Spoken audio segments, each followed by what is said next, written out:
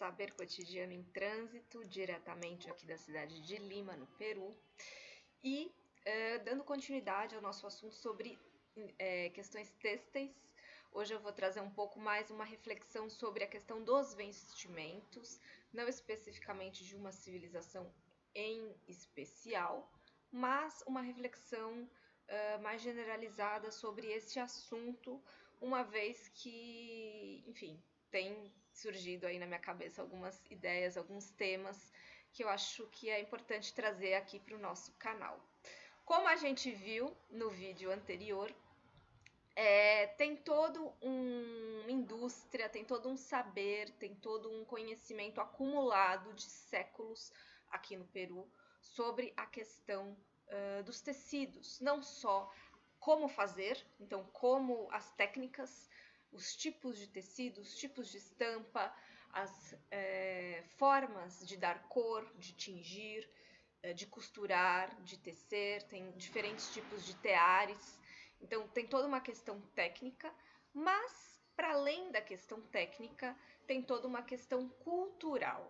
Ao longo dos diversos períodos de tempo, das civilizações distantes no tempo, desde lá dos Paraca, dos Nazca, chegando nos Inca, já mais recentemente, há 500 anos, e no tempo que se segue depois deles, é importante a gente pensar o quanto de reminiscências ficaram nas práticas de produção desse elemento tão importante nas nossas vidas, né? Que é a forma como a gente se veste, o quanto restou e como que isso é usado.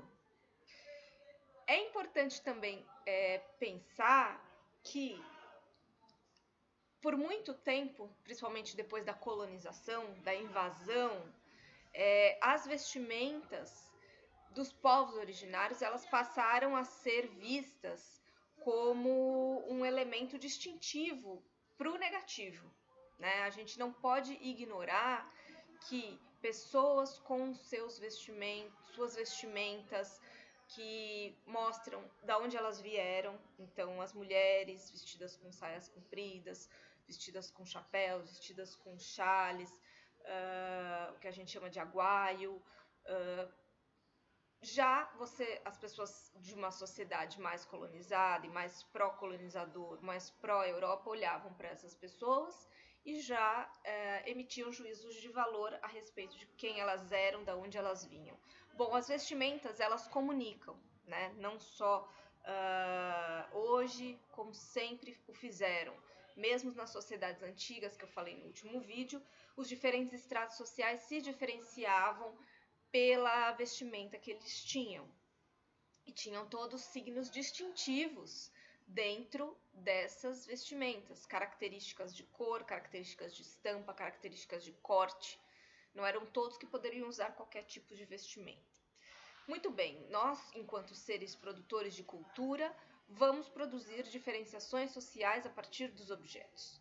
Isso é um ponto. Mas um outro ponto que chega nesse meu raciocínio é justamente a questão de, a partir do momento em que isso acontece, isso também se generaliza para criar uma certa ideologia de manutenção de alguns poderes e de julgamento e de negligenciamento de outros povos e populações dentro de um único povo por conta da vestimenta. Quantas vezes no Brasil a gente já ouviu a questão de também que tem a ver, né, com a questão de calçar um sapato ou não calçar, não ter um sapato para calçar, ficar de chinelos, ficar descalço, o quanto isso também foi um elemento de diferenciação social e o quanto isso até hoje influencia na forma como nós nos julgamos uns aos outros, julgamos os nossos próximos. Há lugares que não se pode simplesmente ingressar com determinadas vestimentas, porque teoricamente essas vestimentas estão associadas a outros elementos da sociedade, elas remetem a grupos sociais não tão desejados naqueles espaços. É claro que isso não está explicitamente mostrado, mas no fundo é disso que se trata, é daí que vem essas questões. Então, durante algum tempo, a vestimenta aqui na sociedade peruana, na sociedade andina, ela teve um papel chave para pensar essa multiplicidade de grupos humanos. Os trajes, a gente pode dizer que eles foram um elemento essencial na produção de uma realidade existente, na produção de quem ocupa qual lugar dentro da sociedade. E ao longo do tempo, os trajes mais andinos, com as estampas andinas, eles foram sendo mantidos, mas eles foram remodelados para se adequarem a determinados padrões sociais que se exigiam da população na época. Da mesma forma que no Brasil se obrigou uma grande parte da população a se vestir, literalmente a colocar vestes para não andar desnudos.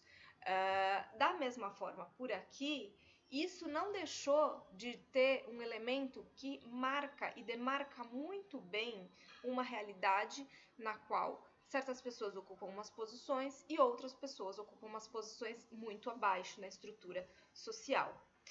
A hierarquização, as nossas categorias hierárquicas enquanto sociedade, enquanto classe social, enquanto prestígio, enquanto grupos de poder, estão intimamente relacionados, obviamente, à questão da vestimenta.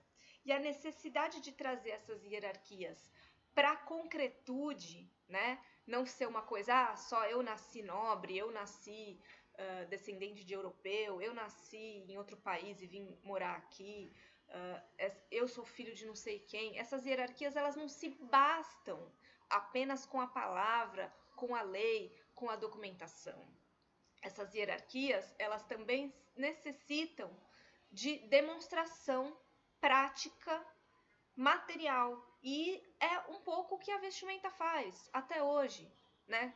Não só mais questões de roupas de marca, mas o tipo de roupa, o tipo de corte, né? O tipo de vestimenta, de fato, ele opera um marcador de diferença muito forte.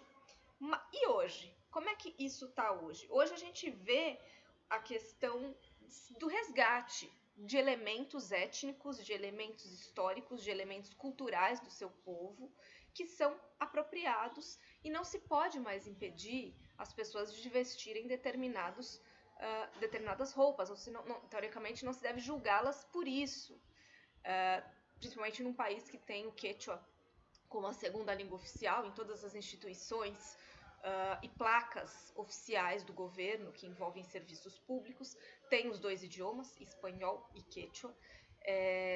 Não se pode ignorar que há pessoas que vão resgatar e vão estar vestidas nas ruas, nas grandes cidades, vão estar vestidas como se estivessem nas aldeias. Isso aqui é muito comum, na Bolívia isso é muito comum, e não se pode recriminar essas pessoas. Da mesma forma, no Brasil, em alguns elementos, tem a questão do turbante, tem a questão do colar, tem a questão dos brincos, tem a questão dos adereços. No Brasil, as coisas são mais sutis, justamente porque houve tanta perseguição. Ainda assim, há muita perseguição, né? Porque tem a questão da cor da pele, mais do que nunca, que é um grande elemento já que escancara todas essas questões de diferença e de preconceito.